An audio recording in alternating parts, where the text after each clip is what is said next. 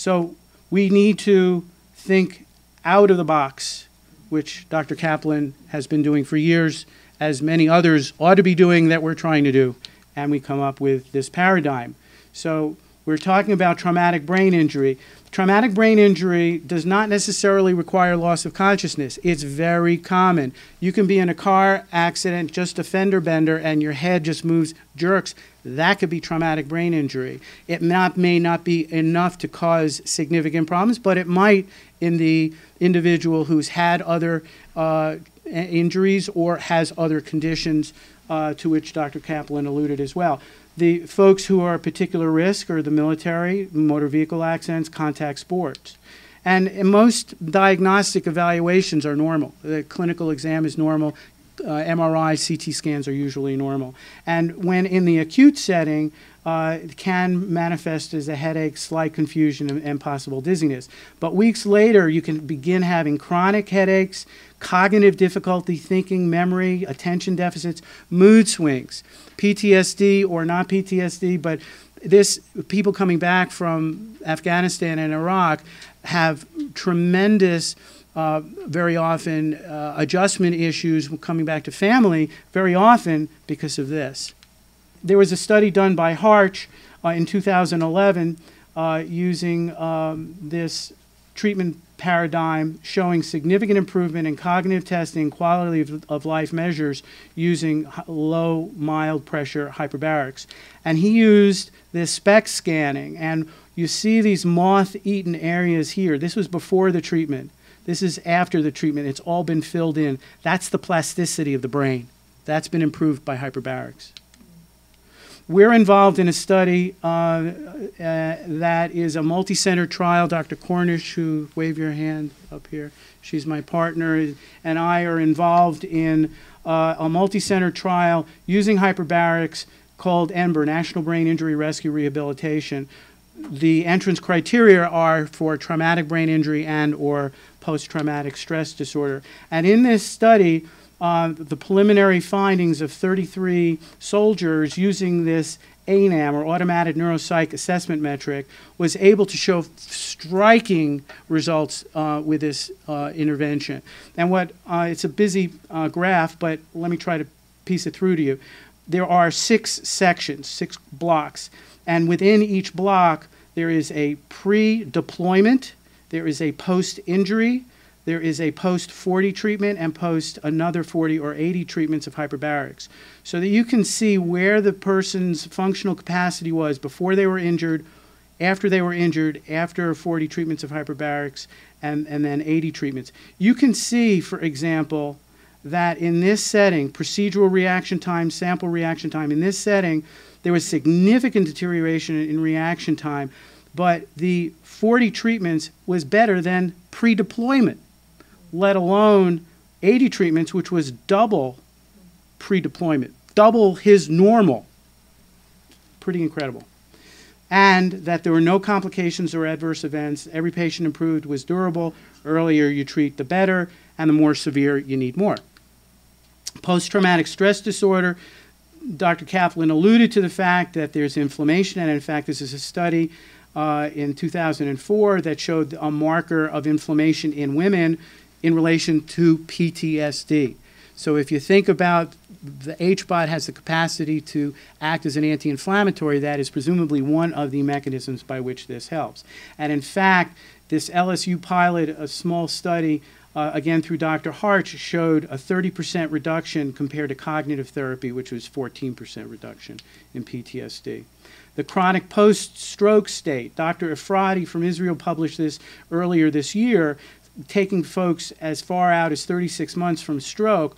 Remember what I had mentioned, actually I'll get to that in the next slide, that there's a decrease in cerebral or swelling of the brain and decreases the severity of brain infarct. So that those stunned cells that are not normal after a stroke but are hibernating just to survive, they're still not functional. This intervention can turn them on so that motor function, sensory function, cognitive function can begin to improve. Now, I don't want to give the impression that it gets people to normal, because when cells are dead, they are dead. but there are a certain number of cells around that focus of dead tissue that actually can be turned on by this technology. Neuropathic pain and fibromyalgia, certainly that was mentioned a moment ago. And this is a study by Colleen Thompson and others showing the successful treatment in relieving neuropathic pain, in relieving fibromyalgia. Now, granted, it was a small study, but there was a statistically significant difference between patients with placebo and active treatment. Complex regional pain syndrome, or reflex sympathetic dystrophy, is another pain syndrome that has also been shown to have significant improvement using this technology. Decreasing in pain, improvement in mobility. Another author supported that study, albeit in small studies, but they are very reassuring. Allodynia is the concept of diffuse pain. And so that concept of pain and swelling all decreased using this treatment modality in this setting.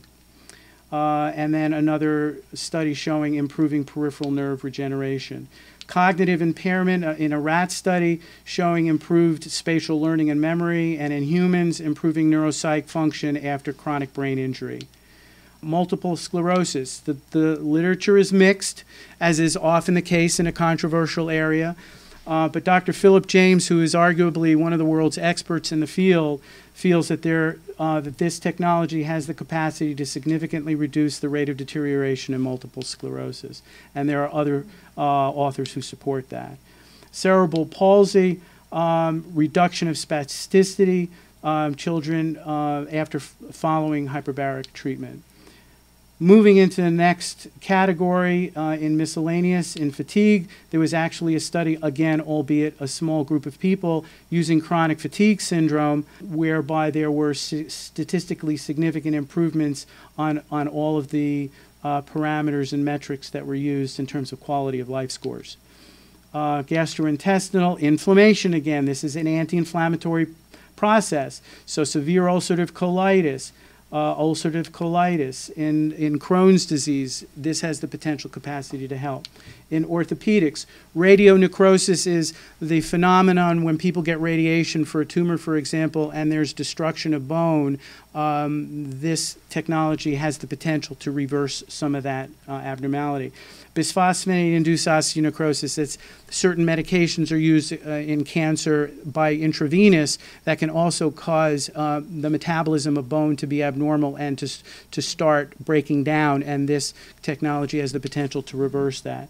Avascular necrosis is the condition where there's impaired blood flow to a joint, particularly the hip is often affected, and this potentially can improve that. And if you think about improving oxygen, improving blood vessel growth into those areas, it makes sense.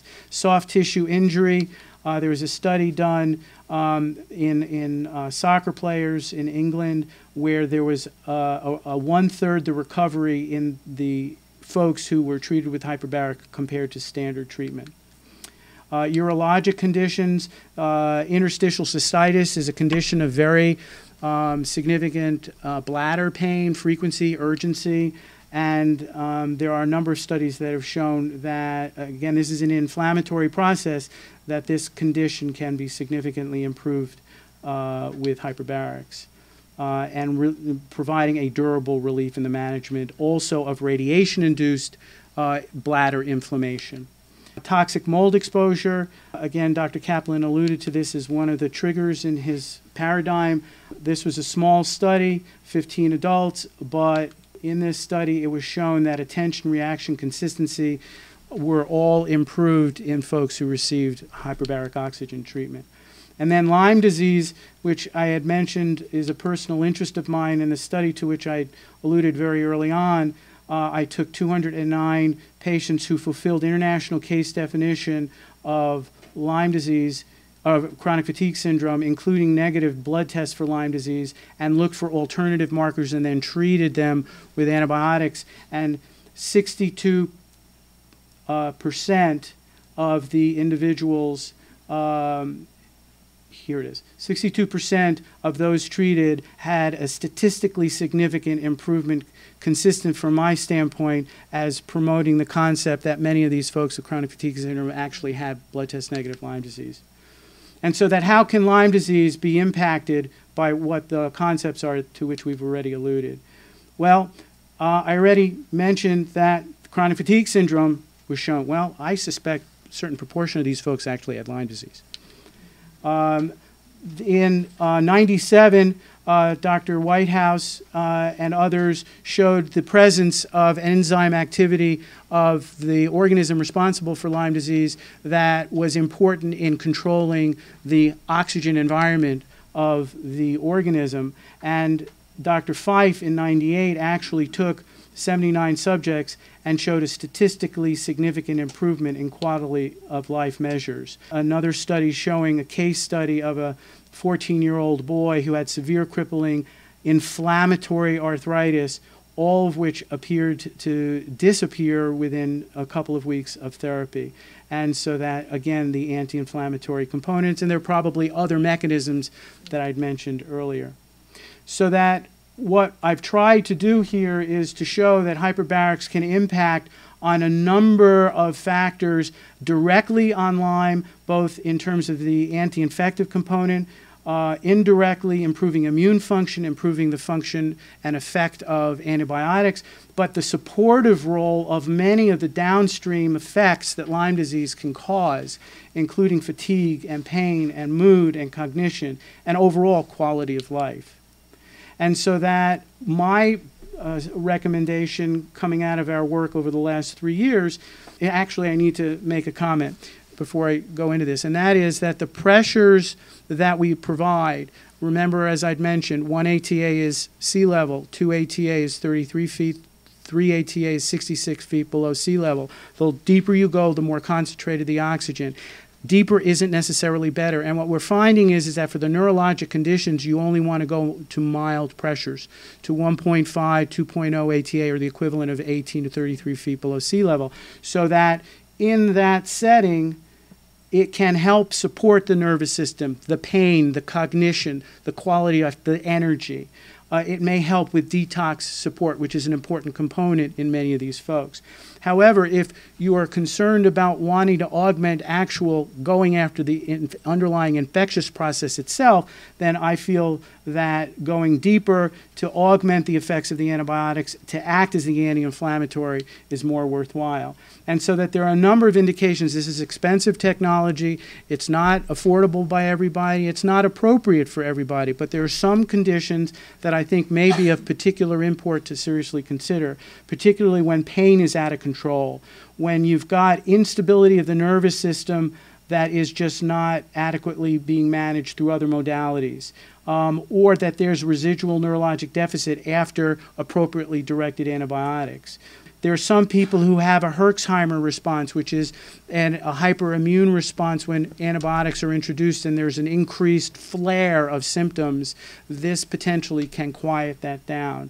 Going deeper in terms of the pressures, the inflammatory arthritides, and I alluded to a case study to that effect.